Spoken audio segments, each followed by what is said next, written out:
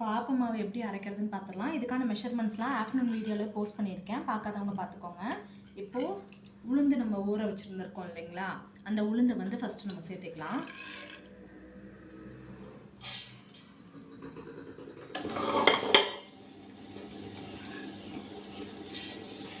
தண்ணி எதுவும் நீங்கள் சேர்க்க வேணாம், உளுந்தில் இருக்கிற ஈரப்பதத்திலே கொஞ்சம் நேரம் ஓடட்டும்.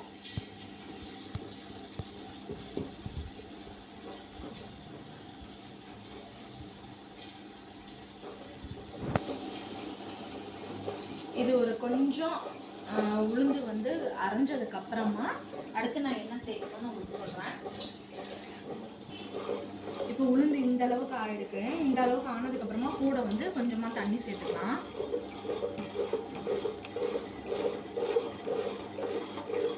உளுந்து கொஞ்சம் அரையிட்டோம்.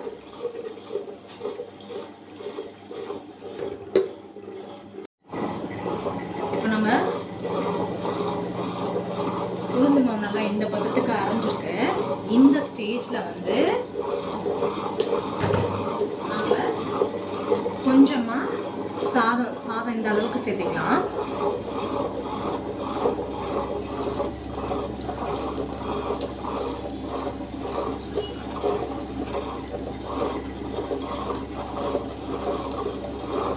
இந்த அளவுக்கு சாதம் சேர்த்துக்கோங்க. சாதம் சேர்த்தியாச்சு. கூடவே கொஞ்சமாக தண்ணி. நல்லா அரையணும். சாதமும் உளுந்து நல்லா மைய அரையணும். பாருங்க, உளுந்தும் சாதமும் நல்லா மஞ்சள் அரைஞ்சிருச்சு. இந்த ஸ்டேஜில் வந்து நம்ம ஊற வச்சிருக்க அரிசியை இது கூடவே சேர்த்துக்கலாம். அரிசி இந்த ஸ்டேஜில் சேர்த்துக்கோங்க.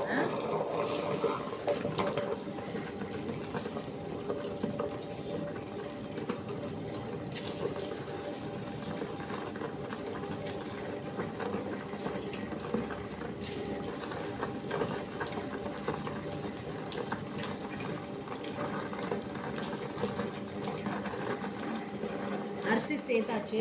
அரிசி கொஞ்சம் அரையட்டும், ஒரு 3/4 பங்கு அரையட்டும். அதுக்கப்புறம் இது கூட தேங்காய் சேர்த்துக்கலாம், துருவின தேங்காய். ஃபஸ்ட்டு அரிசி கொஞ்சம் நேரம் அரையட்டும். நான் கொஞ்சம் அரைஞ்சதுக்கப்புறம் உங்களுக்கு நான் திருப்பி எப்படி இருக்குன்னு பாடுறேன்.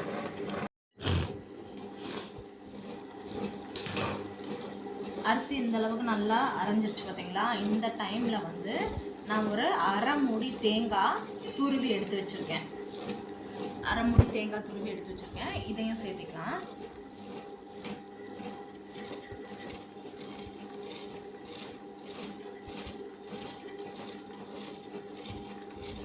தேங்காய் எவ்வளோக்கு எவ்வளோ சேர்க்குறீங்களோ அவ்வளோக்கு அவ்வளோ மாவு நல்லா வாசனையாகவும் இருக்கும், டேஸ்ட்டாகவும் இருக்கும் ஆகும். அதனால் அரை மூணு தேங்காய் கண்டிப்பாக சேர்த்துக்கோங்க. தேங்காய் நல்லா அரையட்டும்.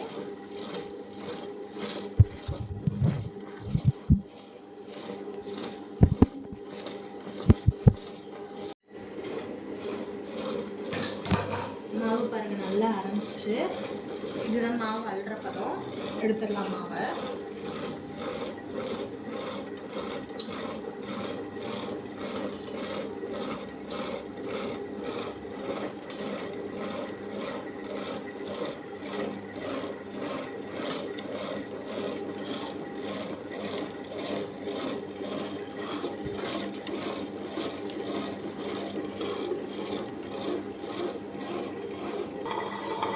மாவெல்லாம் எடுத்தாச்சு. இப்போ கொஞ்சமாக தண்ணி ஊற்றி ஃபுல்லாக வாஷ் பண்ணிக்கோங்க.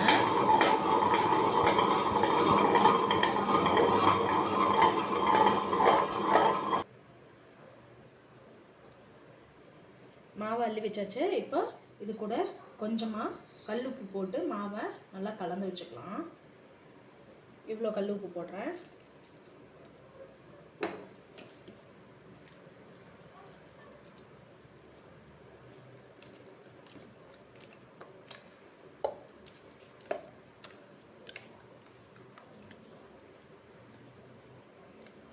மாவு நல்லா கல் உப்பு போட்டு கலந்து வச்சுக்கோங்க. இது ஓவர் நைட் வந்து நல்லா ஃபர்மெண்ட் ஆகணும்.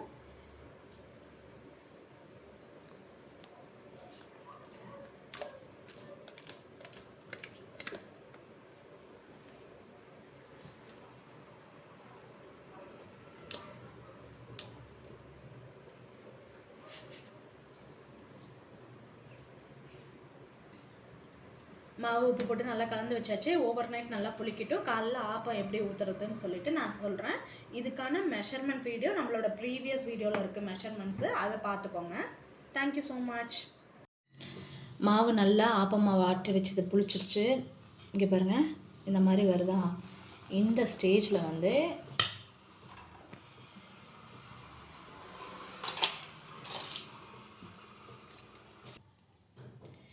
இந்த சின்ன கரண்டியில் ஒரு ஸ்பூன் அளவுக்கு சுகர் எடுத்துக்கிறேன்.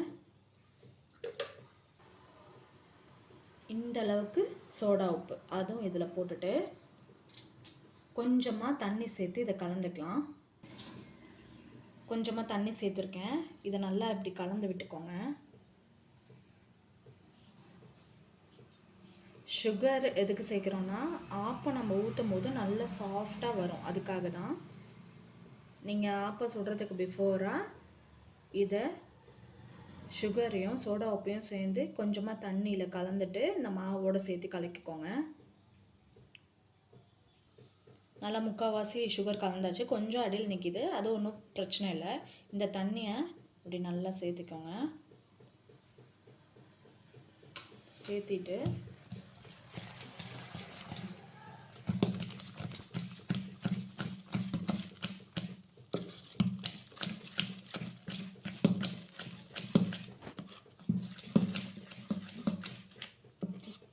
நல்லா கலந்தாச்சு. இப்போ நம்ம ஆப்பம் ஊற்றுறதுக்கு ஸ்டார்ட் பண்ணிடலாம். ஆப்பக்கடாயை நம்ம ஸ்டவ்வில் வச்சாச்சு. கொஞ்சம் சூடாகட்டும்.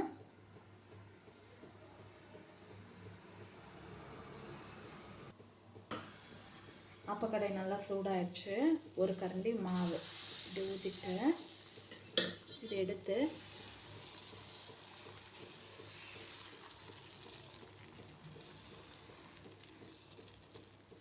இந்த அளவுக்கு இப்படி பண்ணிக்கோங்க. பண்ணிவிட்டு மீடியம் ஃப்ளேமில் வச்சுக்கோங்க. மூடி போட்டு கொஞ்சம் வேகட்டும். கடாய் நல்லா சூடாயிடுச்சு.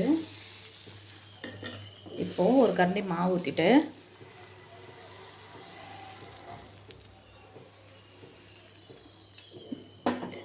இந்த மாதிரி நல்லா சுற்றி விட்டுருங்க.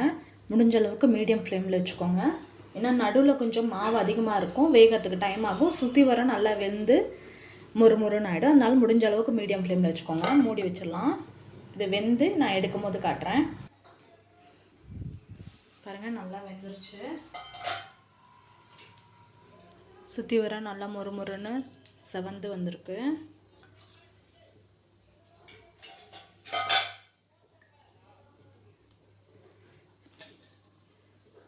பச்சரிசி சேர்க்குறதே இந்த மாதிரி நமக்கு முறுமுறுன்னு வரணுன்னு தான். நல்லாயிருக்கு.